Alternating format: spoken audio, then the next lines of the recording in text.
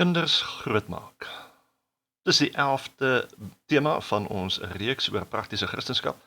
En ek sê vir welkom by die NG Kerk van Karasburg se erediens. Dis vir Sondag 31 Maart 2024. Maar voordat ons begin, kom ons bid net eers saam. Ons dank die Here vir die almag wat U ook vir ons wys aan die kruis. En ons dank U ook, Here, vir die genade wat U vir ons wys deur die nuwe lewe wat ons ook kan hê saam met U. En daarom eer ons U, en daarom vra ons, Here, waar U ook nou deur U woord vir ons wil leiding gee, mag dit vir ons ook help om dinge beter te verstaan. En dit vra ons alles, en bid ons, en dank ons in die naam van Jesus Christus, ons Here. Amen.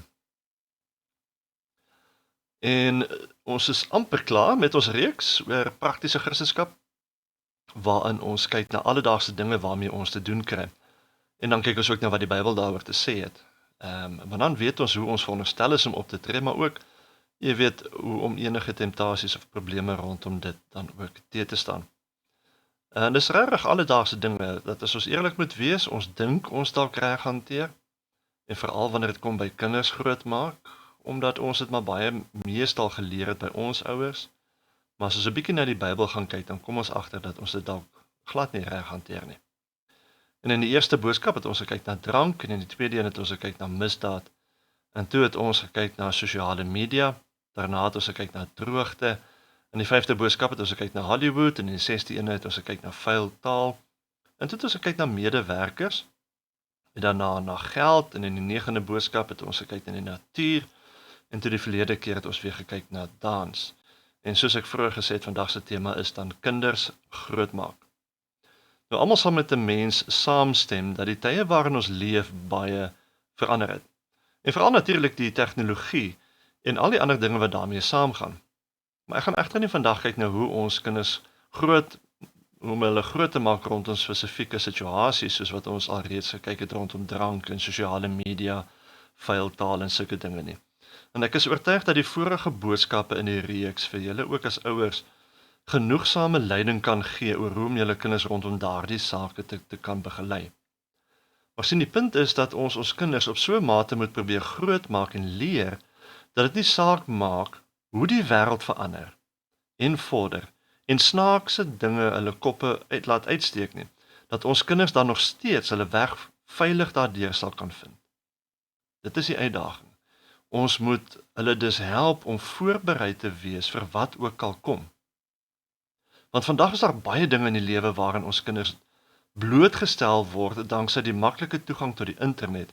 So ons kinders word maklik blootgestel aan vreemde ideologieë wat op soveel terreine verkeerd is, omdat dit alle logika eenvoudig by die venster partykeer selfs uitgooi. En gewoonlik het elkeen van ons in 'n sekere huis groot geword, wat ons groot gemaak is op 'n manier wat ons by ons ouers gesien het, wat hulle weer by hulle ouers gesien het, en ons het dalk besluit om die teenoorgestelde te doen, of besluit om dit wat ons gesien het, wel te doen of dalk aan te pas. Maar hoe ook al sy, ek glo die meeste van ons ouers het ook die beste gedoen wat hulle kon, soos wat hulle geweet het om te doen. Ja, ook hulle is nie perfek nie, en het ook maar by tye foute gemaak, en hopelik was dit ook eerder 'n geleentheid dalk vir die kind om meer te kan leer oor hoe om foute reg te maak. So onthou ek byvoorbeeld een keer wat ek in die wasgoeddraad gehang het. Jy weet, dit was een van daai wat so in die ronde kon draai. So natuurlik het dit vir my as kind gelyk na 'n vreeslike lekker speelding. En ek het daarin gehang en in die ronde probeer draai, maar in die proses het die pyp van die wasgoeddraad waarin ek gehang het gebreek. En toe my pa die aand by die huis kom, het ek natuurlik 'n baie groot pak slaag gekry, maar dit was 'n gans te groot pak slaag. En later het my pa my toe om verskoning kom vra oor dat hy my dalk te hard geslaan het. Nou, ek het al 'n paar keer in my lewe pak slaag gekry, maar daai keer spesifiek onthou ek baie goed. Nie soseer oor die grootheid van die pak slaag nie, maar wat vir my belangrik was, is dit wat ek by my pa geleer het. Hoe hy na die tyd om verskoning gevra het, omdat hy gedink het hy dalk iets verkeerd hanteer het. En die pak slaag, soos ek gesê het, is nie wat vir my uitgestaan het nie. Dis die voorbeeld wat ek van my pa afgekry het op daai oomblik, wat die diepste impak gemaak het. So selfs uit ons ouers se foute uit, kon ons hopelik dan ook leer. Maar soos gewoonlik, kom ons kyk wat die Bybel te sê het oor die onderwerp. En dalk net so 'n bietjie konteks voordat ons saam lees, om te onthou dat vir die Jode was kinderopleiding ten nouste gekoppel aan hulle geloof. In die Ou Testament is byvoorbeeld gebruik juis om kinders te leer lees en op te voed. En kinders wat dan die beste hierin gevaar het aangegaan om hopelik deur al die prosesse te gaan en later rabbies te word, terwyl ander dan weer teruggekeer het na die huis om die praktyk te leer wat hulle ouers beoefen het. Maar kom ons lees saam twee gedeeltes, Spreuke 22 vers 6 en dan Deuteronomium 6 vers 4 tot 9. Spreuke 22 sê, rig die jong mens af ooreenkomstig die pad wat hy moet loop. Selfs wanneer hy oud geword het, sal hy nie daarvan afwyk nie. En dan Deuteronomium 6 vers 4 tot 9. Luister Israel, die Here is ons God, die Here alleen. Jy moet die Here jou God met hart en siel lief hê en met al jou krag. En hierdie woorde wat ek vandag vir jou voorskryf, moet jy op die hart dra. Herhaal dit vir jou kinders en praat met hulle daaroor wanneer jy in jou huis sit en wanneer jy op pad is, wanneer jy gaan lê en wanneer jy opstaan. Bind dit as 'n teken om jou hand en laat dit 'n versiering op jou voorkop wees.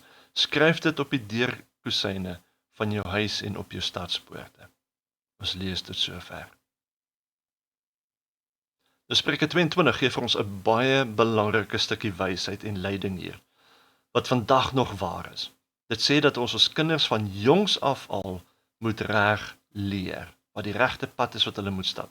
Want, sê die Bybel, dit sal vir hulle vir die res van hulle lewe tot hulle al oud is, help en rigting gee.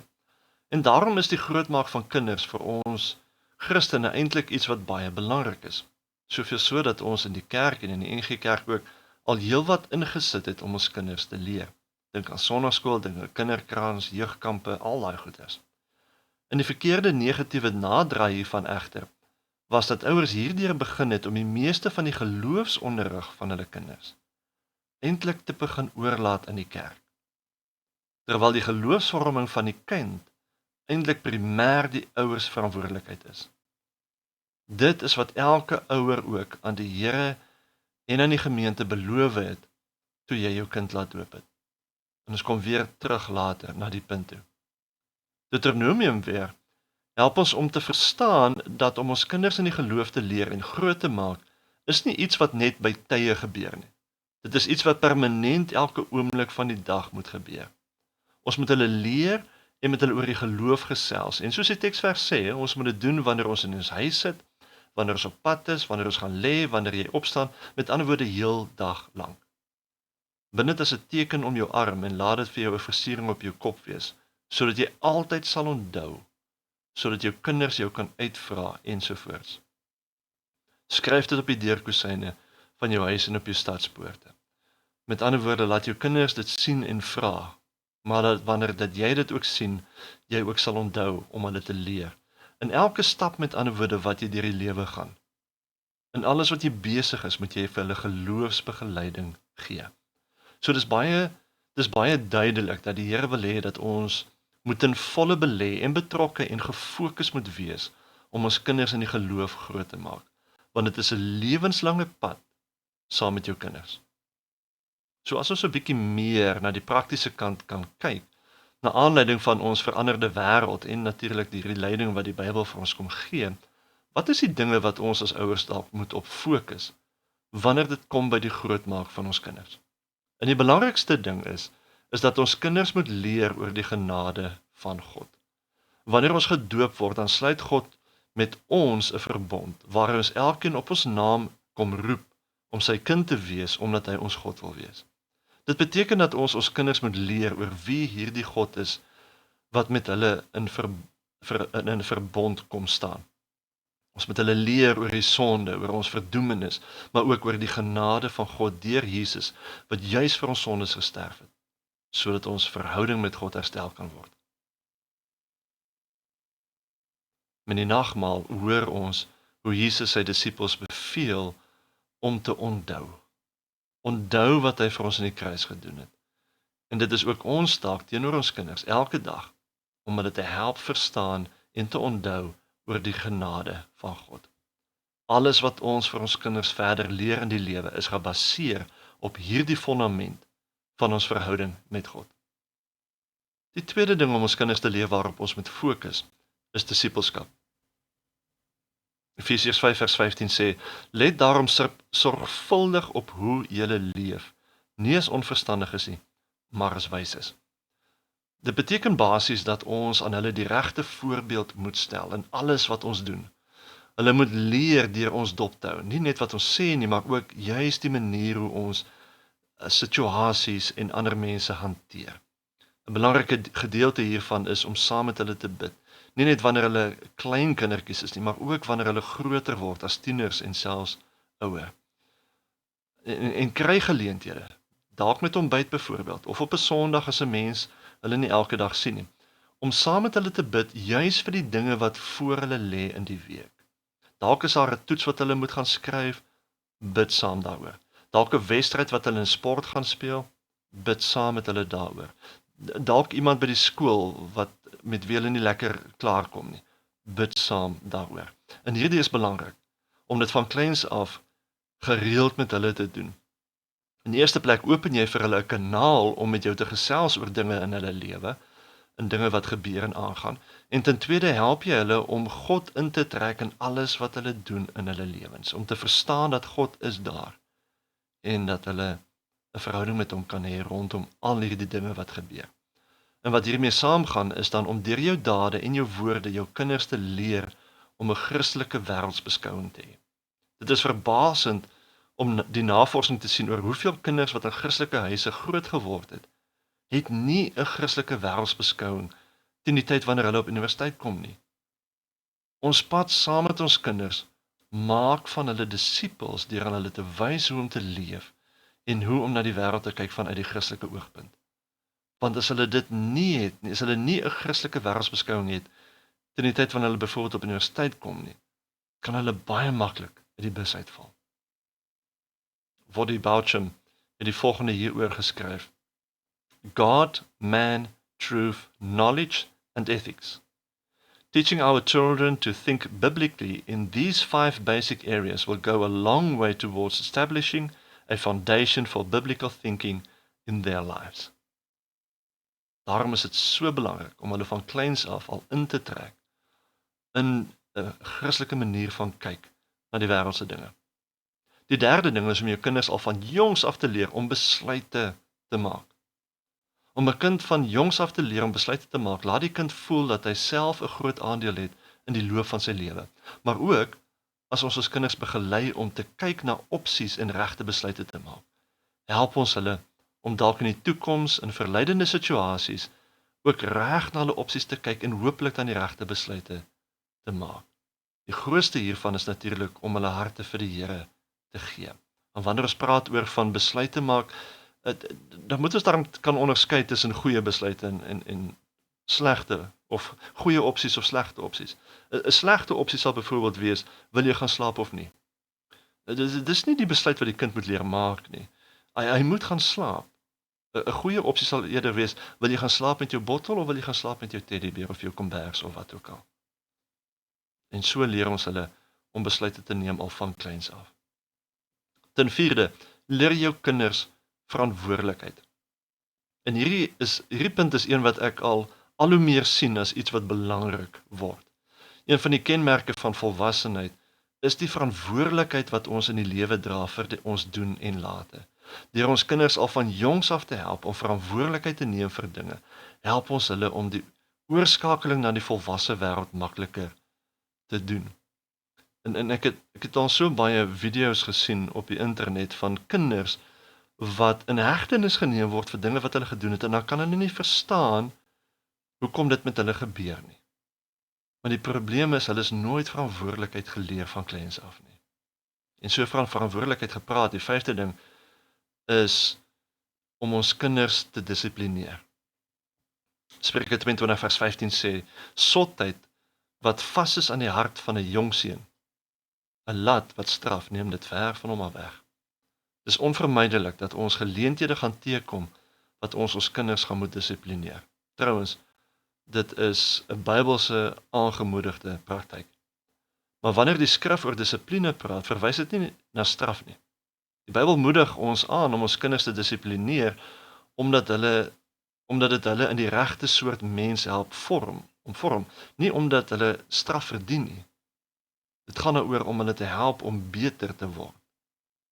Gesonde en Bybelse dissipline help kinders om die impak van hulle optrede te verstaan en moedig verandering aan wat kom uit 'n begeerte om dan beter te wees. Nie vrees om nie in die moeilikheid te beland nie. Dis 'n groot onderskeid wat ons moet maak hier. En meer as dit, dissipline dien as die natuurlike veiligheidsreëling wat jou kind teen gevaar beskerm en hulle op 'n pad na Jesus toe lei. Dit kan moeilik wees om die balans van dissipline te vind wat 'n noodsaaklike reaksie op skadelike gedrag is, maar steeds die vorming van goeie karakter bevorder. En ek het al gevalle gesien waar ouers doeteenvoudig geen dissipline toepas nie en daai kind raak 'n moeilike ding. Maar wanneer jy jou kind dissiplineer, onthou dat jy dit nie doen vir 'n kind wat homself net beter sal gedra nie, maar juis omdat jy doen vir 'n kind wat Jesus liefhet en hom in hulle harte ken.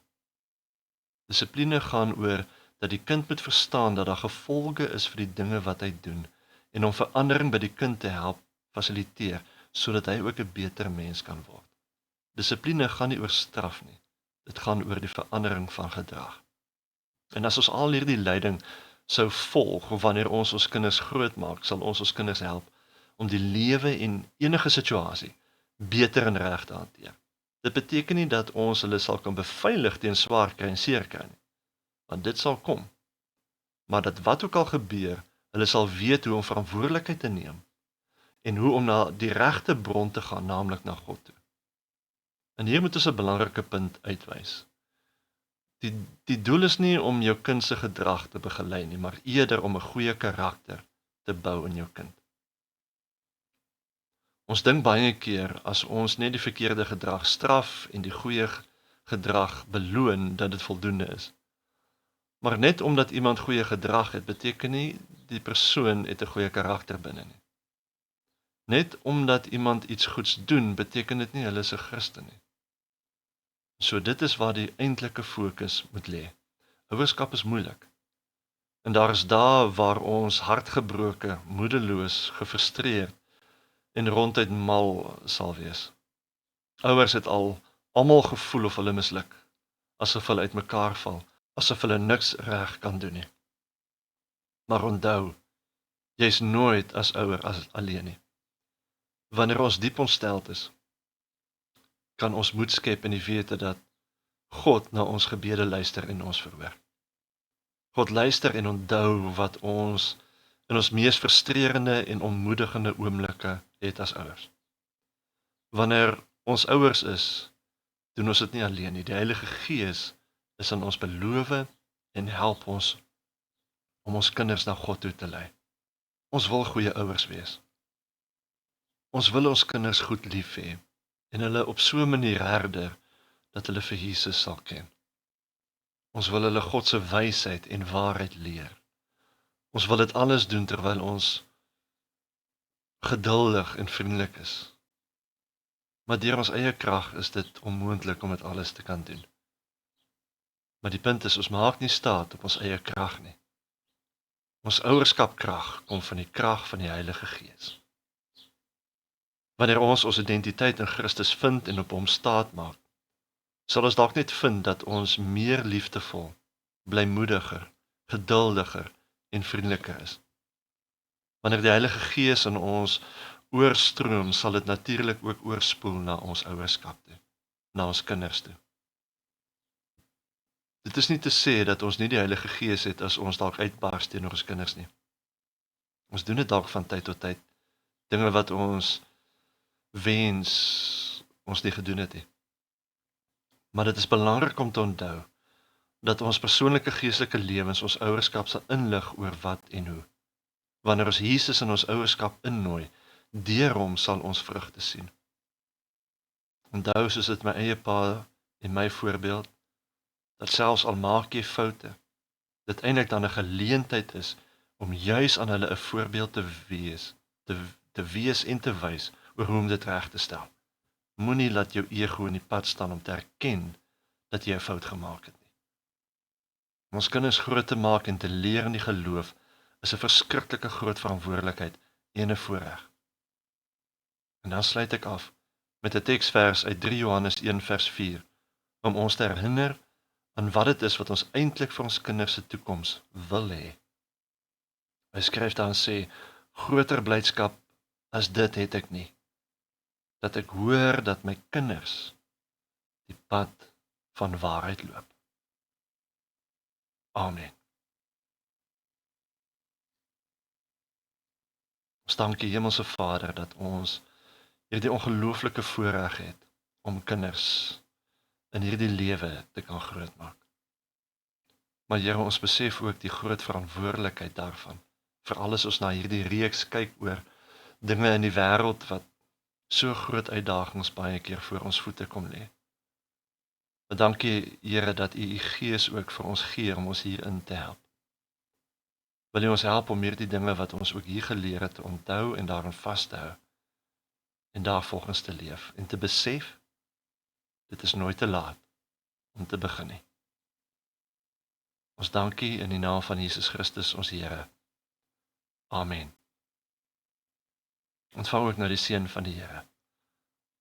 Mag die God van alle genade julle herstel, julle bemagtig, julle versterk en ook stewig vestig in sy Heilige Gees om julle kinders te kan begelei. Amen.